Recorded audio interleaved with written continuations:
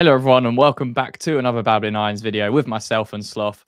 Julen Lopetegui, 5 games into his Premier League season with West Ham, Sloth, under a little bit of pressure, especially on social media.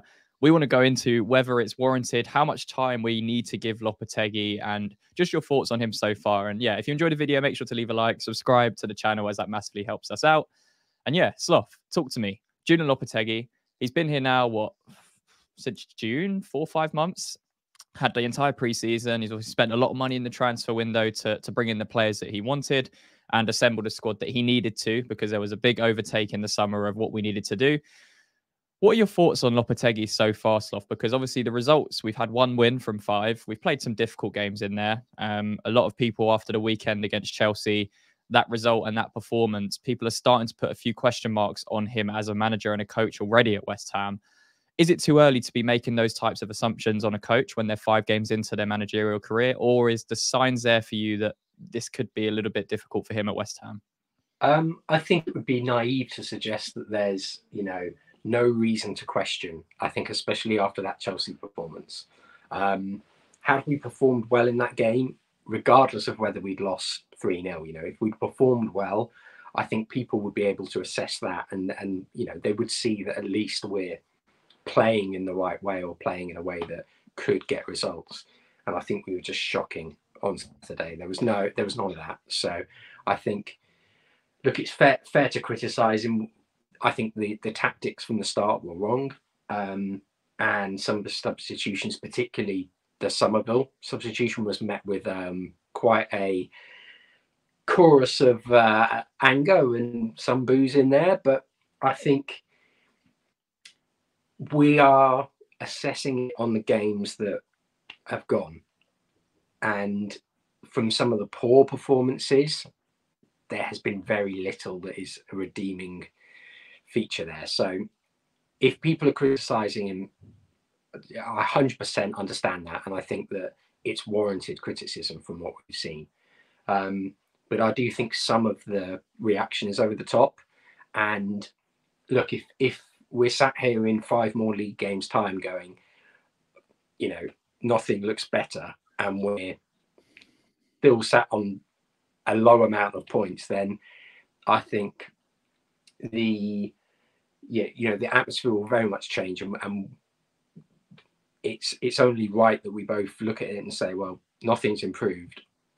Maybe we'll have to look at bringing in a change because it's clear that the players aren't kicking on. But I think to be reacting the way some people are at the moment, it's very premature. Well, how long do you give him, Sloth? Because obviously it's, as you say, still quite early on into his career at West Ham. 5 games in the Premier League is not a long time at all to implement what you want to do. He's still bringing in players. Again, it's still to do with him, but he's obviously, you're speaking about players like Todibo that hasn't come into the back line yet. Fulkrug's been injured for the majority of the season. Somerville only got his first start at the weekend against Chelsea, and as you mentioned, was booed for his substitution early on in the second half when he was taken off. So how long do you give it in your mind before you start to question Lopetegui if the results and performances continue in the same vein as they've started so far this season? Because it's difficult for me to stand here and say after 5 games in the Premier League season that I want to change the manager.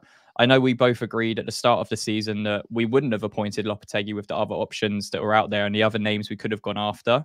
We did a whole TikTok on why we shouldn't appoint Lopetegui, but that doesn't mean we're not going to give him time and back him now he's here and, he's got the resources under his belt. He's got Tim Steiden. How long do you give it in your mind, Slough, before that starts to turn in your mind? I think you have to assess it on the individual games. And look, we've got Brentford and Ipswich coming up, and I think that they're going to be quite interesting deciders in this.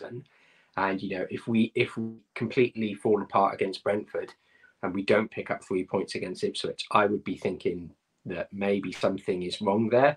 And look, I don't mean that with any disrespect to either side. They're in the Premier League for a reason, and Brentford in particular have the quality to hurt you. But if we are looking at, the sort of money spent and the quality players that we do actually have, then you would be asking why we're not getting the results. And I think the Ipswich game is probably going to be a really good indicator of where we are and where Lopetegui is as well.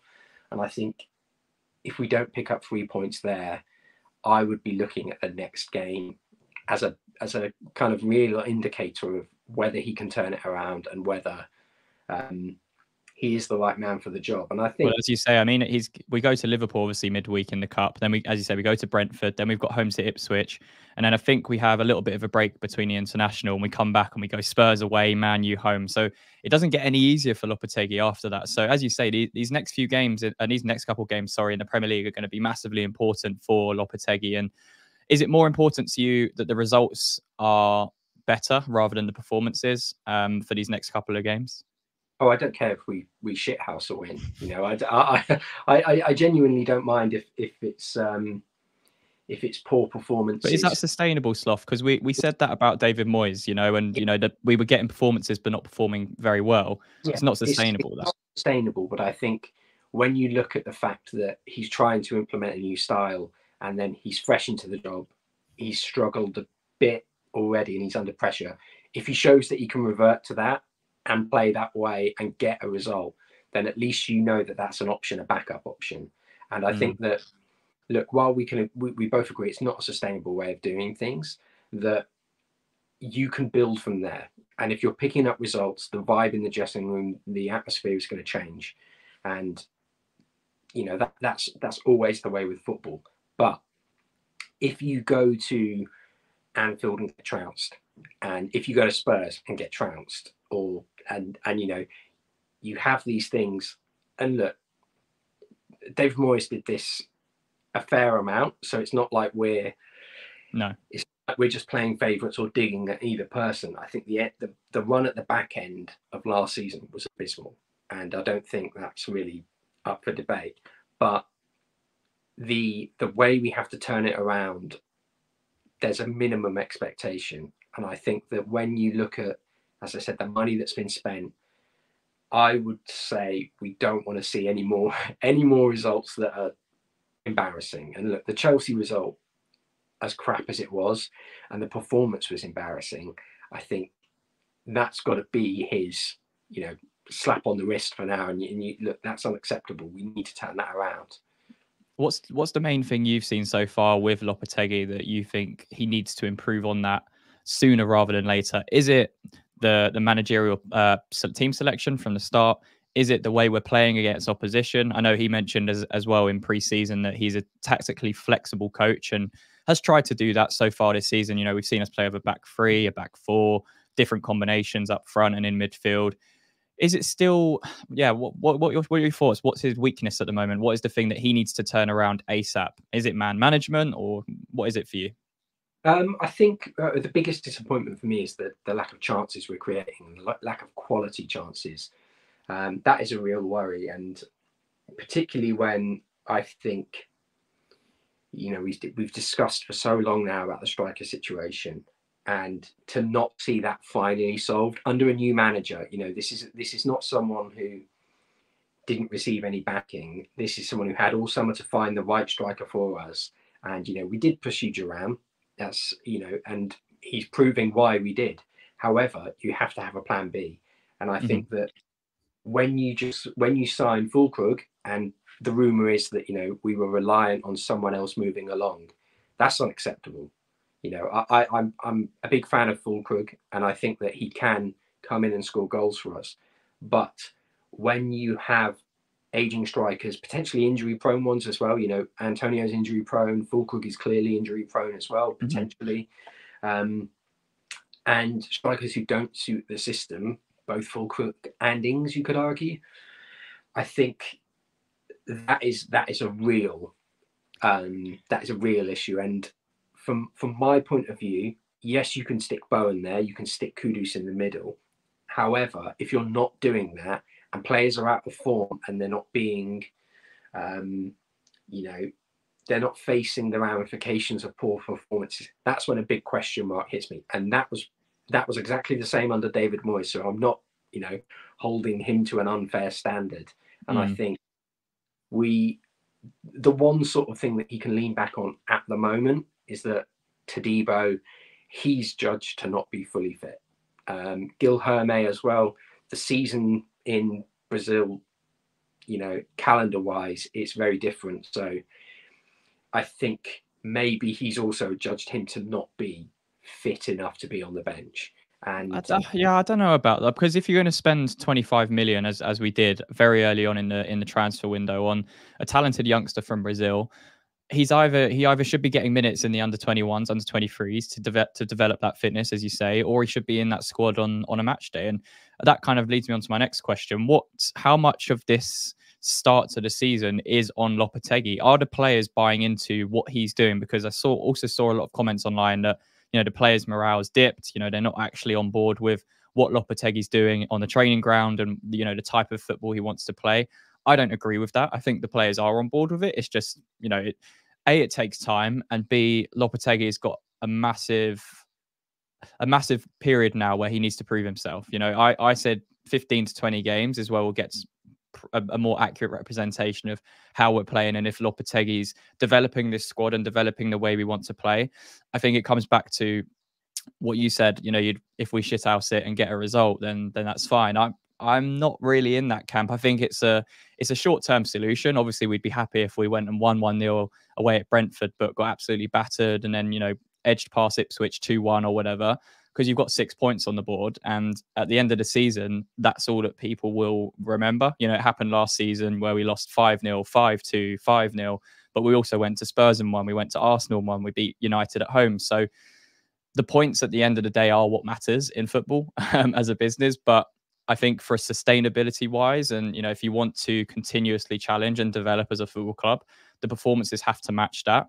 Otherwise, we'll find ourselves in another situation where we're swinging up and down the league because of the kind of variation in our performances. So, yeah, how much of the blame do you put on Lopetegui? Is it 100% Lopetegui's fault? Is there a misfiring in the recruitment for some of the players we've brought in? Is there any off-field stuff for you? Yeah, what are your thoughts?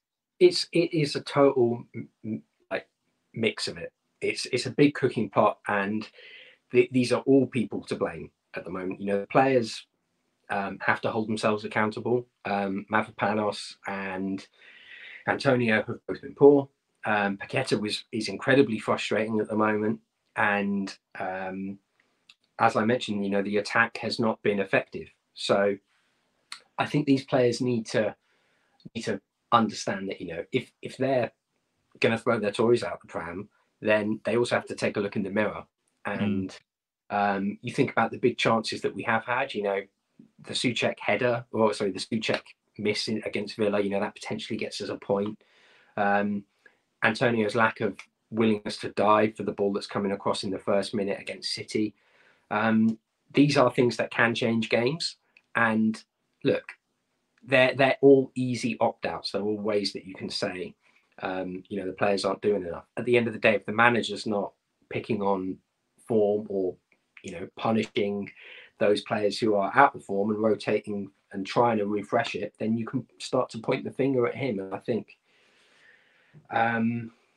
particularly with some of the recruitment, that also has to be questioned. You know, I like a lot of what Tim Steiten's done, and it would be remiss of me not to actually say, you know, there deserves to be criticism here. However, we also don't know just how much of a hand each individual party has had in these transfers. And, you know, Tim Steiten could well have written up a list of 20 players. Mark Noble could have written up a list of 20 players, and then Lopetegui could have written up a list of 20 players. And we somehow only managed to get one. And, you know, it's not generally just because one person's to blame. It's an environment that I think at the club has been it's been a time bomb. It's been a ticking time bomb for a long time. And you mentioned about sustainability. Well, the squad has not been sustainable. You know, it's not been sustainable to challenge on multiple fronts. And I think that if we want to see progress, and, you know, I don't want to see us shithouse wins until the end of the season, but I think that if you want to turn things around and you know that you can do that, then for a couple of games to get the confidence back and start getting the feeling around the training ground that bit better, fair enough. But it's about going forward and building from there. So I think everyone needs to hold themselves accountable. And, you know, in the next few games, I think we're going to start to see big reasons as to why either there is a strong base and we've turned it around, or questions need to be asked. No, I agree. I think it's massive. As you say, we've underperformed this season. You know, I think defensively we haven't been good enough. You know, way too exposed, as we saw in the Chelsea. And when we did our Chelsea review, it was pretty crazy, some of the stuff we were going through for them goals. And as you say, chance creation's a massive thing. I think we've actually got into some really good areas of the pitch in the last 5 games. It's just that final pass. It's just that final execution to create that big chance. And I think that's what we're lacking at the moment. Whether that's, again, if Fulkrug comes in and, you know, you've got the likes of Bowen, Kudus, Somerville behind him, does that change things? Probably does change the dynamic, because right now we're trying to shoehorn in Bowen into striker, who we know is in his best position but can play there. And defensively, we haven't been good enough. And whether that's individual errors, whether that's the way we're playing and the lack of balance in the system we're trying to play, I think it's both. But I'm not going to stand here and judge Lopetegui off of 5 games and completely write him off, because it's not fair to do that. And yeah, as you say, I understand people's comments when I say, you know, 15 to 20 games is probably too long, and, you know, we could find ourselves in real big trouble 20 games in if we wait that long. But if you're bringing in a new manager, if you're spending that amount of money in the summer transfer window, you cannot make impulse decisions after 5 games to get rid of them, unless something ridiculously good comes up that, you know, is a much better manager and coach. I don't think we're struck for options right now, to be honest. And I think Lopetegui deserves that time to turn things around, to integrate the players how he wants to get the style right, to find that balance in the starting 11 for how we want to play. So I don't know. What are your final thoughts on it, Slough? How long are you going to give him before the judgment starts to creep in and you start to worry a little bit? I think the Ipswich result will be the big sort of question mark for me. If we can't get 3 points there, then I think we need to start questioning things, and I think the pressure will be on. I would probably say the Spurs and Man United games after that will be huge as well, because if we go there and capitulate, then I think it gets to the point where, look, even though he is in his early days, sometimes a change needs to be made, and faith in the fans and faith from the players is more important than, unfortunately, the project that you've got planned out. You know, if you're sat there and telling me that, you know, oh, Thomas Tuchel's showing interest in the job after we've just been pumped 5-0 away at the Spurs, and we're losing 3-0 at half time at Old Trafford, or sorry, against Man U, then I'm probably going to be going, yeah, I think we should maybe go for him. So it is, look, it's a fickle game, football, and I think that as much as he may have the best plans in the world, and, you know, he may well be thinking, oh, if I can do this and sort it out, if it doesn't come to fruition, then he has to face the consequences, I'm afraid. But yeah, I would love him to turn it around and start showing it. And, you know, I don't think that any of the agenda-based approaches of, you know, supporting certain approaches, whether it's style of football or whether it's a previous manager, I don't think that any of that helps when you're putting that before the you know, the benefit of West Ham Football Club. And yeah, for me, that is the most important thing. So yeah, I think the results after that Ipswich game are going to be key. Yeah, no, I completely agree. And if we go into that international break having lost against Ipswich or not beaten Ipswich, and, you know, we're out the Carabao Cup and we've, you know, not got a result at Brentford, I can see it turning very, very toxic very quickly. So yeah, let us know down below in the comments your thoughts on Julen Lopetegui's time at West Ham so far. Does he deserve more time? Is the criticism or over criticism a little bit unwarranted, or is it deserved for how we've started the season? And what's the biggest area of improvement for Julen Lopetegui and West Ham to make as we go into the next few weeks before the international break? Let us know down below. Leave a like on the video if you enjoyed, and subscribe to the channel as we're publishing daily content. And Slough, until the next one. Come on, you irons.